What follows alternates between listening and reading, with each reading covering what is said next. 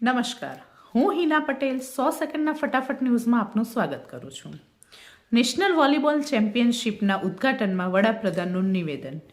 Bharat 2036 Olympic માટે સંપૂર્ણ રીતે તૈયાર છે, નરેન્દ્ર મોદીએ નિવેદન આપ્યું.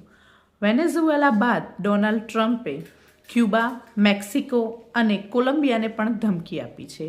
યુદ્ધ માટે તૈયાર થઈ જાઓ. વસ્ત્રાલ, નિકોલ, નરોડા અને સીજી રોડ ઉપર 61 દુકાનોમાં તપાસ. વજન કાંટા સીલ વગરના જણાતા સોના ચાંદીની 22 દુકાનો સામે કેસ. તોલમાપ વિભાગે નિયમોના ભંગ કરવા બદલ 22,000નો દંડ ફટકાર્યો. ભક્તિ અને સેવાનો સંગમ. વિસનગરમાં શ્રીમદ ભાગવત કથામાં બ્લડ બેંક લાભાર્થે 5 કરોડનું દાન એકઠું થયું. આણંદ અંબાવ ગામ ખાતે ખેડૂતને જીવતો સળગાવી દેવાનો પ્રયાસ કરવામાં આવ્યો. સરપંચ સહિત 5 શખ્સો સામે FIR નોંધાઈ. આંજણા ચૌધરી સમાજની અનોખી પહેલ. 25,000 સ્ક્વેર ફૂટમાં 3 લાઇબ્રેરીનું ઉદ્ઘાટન કરાશે.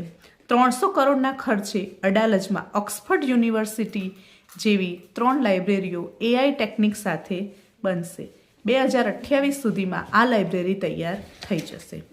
છેલ્લે સોના અને ચાંદીનો ભાવ.